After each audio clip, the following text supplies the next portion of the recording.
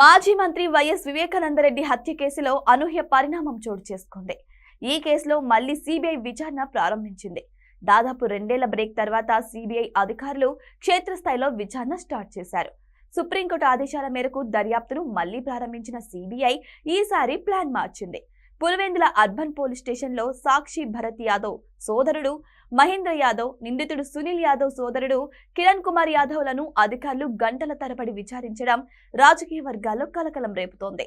నిర్ణీత గడువులోగా దర్యాప్తు ముగించాలన్న సుప్రీంకోర్టు డెడ్ లైన్తో సిబిఐ అధికారులు ప్రతి చిన్న విషయాన్ని జల్లెడపడుతున్నారు. ఈ మొత్తం ఎపిసోడ్లో సిబిఐ ప్రధానంగా టార్గెట్ చేసింది హత్య జరిగిన రోజు రాత్రి జరిగిన ఫోన్ సంభాషణలే. వివేక హత్య విషయం బయట ప్రపంచానికి తెలియకముందే, అంటే మార్చి 15, 2019 తెల్లవారుజామున 1:40 ప్రాంతంలోనే కిరణ్ యాదవ్ తన వాట్సాప్ నుంచి అర్జున్ రెడ్డికి కాల్ చేయడం తీవ్ర చర్చానీయాంశమైంది. అసలు ఆ అర్ధరాత్రి వేళ వారిద్దరి మధ్య ఏం చర్చ జరిగింది? హత్య జరుగుతున్న సమాచారం వారికి ముందే ఉందా అనే కోణంలో సిబిఐ అధికారి రోహిత్ యాదవ్ లోతుగా ఆరా తీస్తున్నారు.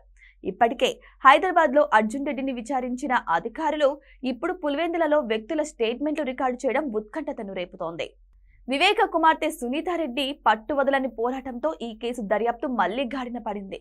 కేవలం హంతకులను మాత్రమే కాకుండా ఈ కుట్ర వెనుక దాగి ఉన్న పెద్ద తలకాయల పాత్రను బయటపెట్టడమే లక్ష్యంగా సిబిఐ పావులు కదుపుతోంది. కాల్ డేటా రికార్డులే ప్రధాన అస్త్రంగా అధికారులు దర్యాప్తును ముందుకు తీసుకెళ్తున్నారు. విచారణకు వచ్చిన వారు తాము బంధువులమని, సాధారణంగానే మాట్లాడుకున్నామని కవర్ చేసుకునే ప్రయత్నం చేస్తున్నా సిబిఐ మాత్రం ఆ కాల్స్ వెనుక భారీ కుట్ర దాగి ఉందని అనుమానిస్తోంది. ఇవాళ కూడా విచారణ కొనసాగనుంది. రాబోయే రోజుల్లో వైఎస్ జగన్ చుట్టూ ఉన్న ముఖ్యుల మెడకు ఈ కేసు చుట్టుకునే అవకాశాలు స్పష్టంగా కనిపిస్తున్నాయి.